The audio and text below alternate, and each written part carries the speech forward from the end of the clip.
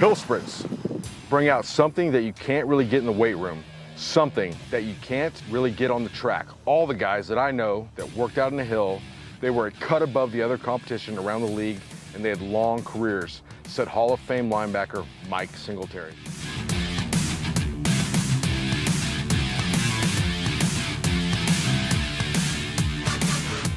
Why don't we hear more about hill sprints?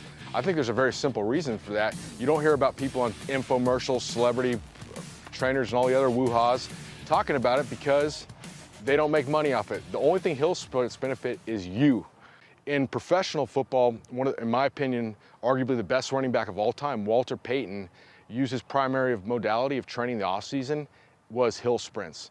You carry the pigskin 30, times a game with finesse, with power, and he was just as fast in the fourth quarter as he was the first quarter. Jerry Rice was a receiver in the NFL, one of the best of all time, and that's a young man's position. It's not like a quarterback, kicker, or an offensive lineman just takes one step. I mean, that is a young man's position. Into his 40s, he dominated into the NFL, and he says, the hills that he ran was a large part of the reason why he dominated. So there comes to another point. The hill sprint could sort of be the fountain of youth for people. That's where this kind of brings. So a lot of times guys are going the wrong way, like getting rid of all the movement as they age. When if they introduced some more stuff, they could actually sort of like spur a fountain of youth. And especially if you're never trained this way, you could be well into your 40s and beyond and be your best after this kind of stuff. And finally, I've used this a lot with tactical athletes. So when I talk about tactical athletes, I'm talking about military, law enforcement, and they cannot be on the injured reserve list. If they're not fast enough, it's not going to be, a win or a loss. It's like they don't get to go home and eat dinner with their family. So it's extremely important they stay healthy. Why we use hill sprints? Okay, there's a number of different reasons. We're going to cover some of the benefits right now. So safety. Okay, the reason we're talking about doing hill sprints over flat ground sprints is safety, large part, because your limbs never actually reach maximum speed when you run up a hill. So what this is a built-in safety mechanism for your hamstrings so you don't get injured. And one of the best ways to predict how fast you're gonna be is your strength to body weight ratio. Okay, so a lot of you guys are coming from a strength training background, so you have an extremely high strength to body weight ratio. So you have like this huge Hemi engine and this little Honda. You gotta be careful. So the hill sprint is gonna help save you. Okay, a functional strength. Lifting weights gets you stronger, and so does running hills. So the hills, they bridge the gap between the weight room and the track. That's huge for you. Okay, so the body positioning in a hill sprint is very similar to the acceleration phase of sprinting. So you talk about, people talk about functional training, transference. So all functional training means is transfer of training to what you're trying to attain. So by training that angle, it's about as specific as you can get. So the hill sprints, they teach your knees to pump high. They have to. If you're gonna go as fast as you can up the hill, you have to pump your knees. Okay, they teach aggressive shoulder action. Okay, so if you want to you have to get that aggressive shoulder action to maximize your acceleration. Okay, hill sprints, they're gonna build you mental toughness. Half speed is less than half results. You're gonna go all out on these. When you hear people saying, I do this workout, you sprint 30 seconds on, 30 seconds off, they're so full of shit. If they had an enema, they'd die. The reason is because you can't sprint that long. So look at the fastest 100-meter times in the world. Then look up the fastest 200-meter times in the world. So already they're already slowing down on the 200 meters because you reach about maximum speed, about say 60 meters in, you can maintain it for 4 or 5 seconds. So already starting to slow down at that rate. So to actually be sprinting, it's impossible. They might be given a high effort, but they're not actually sprinting. So we're going as fast as possible. And so when these so-called longer rest intervals are really not that long if you're going all out and you have to go all out. And we do this over and over again, that's gonna build you confidence. You're gonna have testicular fortitude.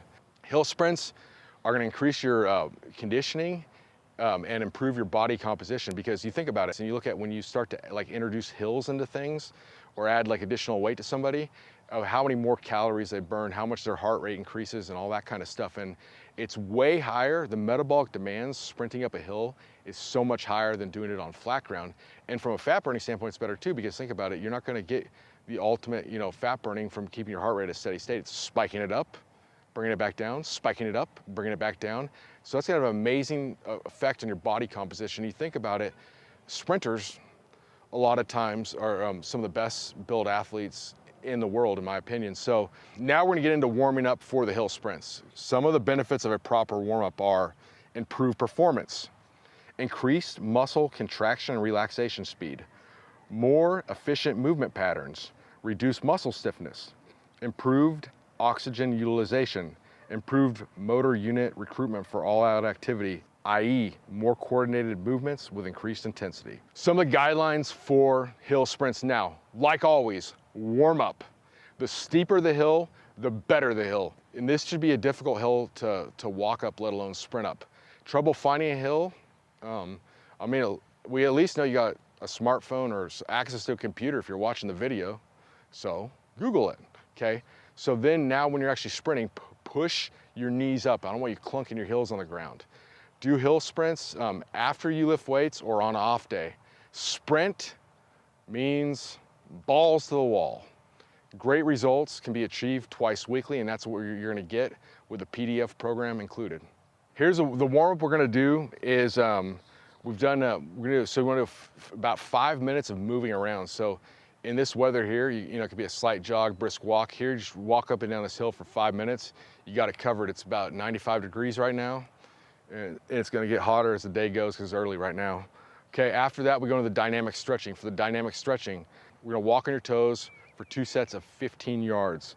Walk on your heels, 2 sets of 15 yards, okay? Then you do arm slings, 2 sets of 10 clockwise, 2 sets of 10 counterclockwise. Straight leg kicks, 3 sets of 15 yards. Leg swings, 2 sets of 15 reps. High knees, 3 sets of 15 yards. Walking lunges, 3 sets of 15 yards. Lateral lunges, 3 sets of 10 reps. Wrist sways, 3 sets of 15 each way. And twists in place, 3 sets of 15 each way. And finally, hula hoop swing, hula hoop with your hips, 2 sets of 10 each way.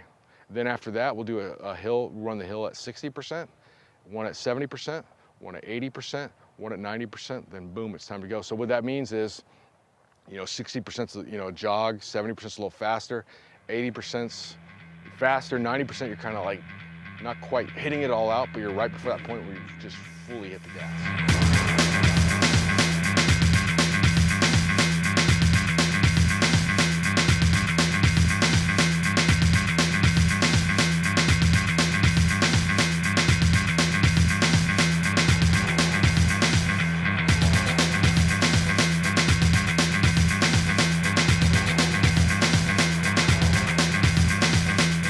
Sprinting is one of the best ways to develop your glutes and your hamstrings. So I'm talking about full out sprint. Like, you do not activate those muscles to a very powerful extent unless you are going all out, full speed. I mean, look at the physique of a sprinter, then look at the physique of a jogger, and you see exactly what I'm saying. And we're not trying to go, total like some meditation, direction here, but a lot of people now are thrill seeking in today's world.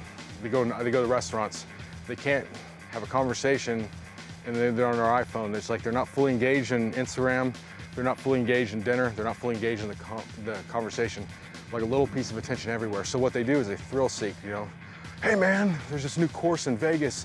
They shoot live ammunition, you swim through some great whites, and it, blah, blah, blah. Of course you have to concentrate fully. I went skydiving. Well, of course you concentrate in the moment then. It's the same thing here in hill sprints. In hill sprints.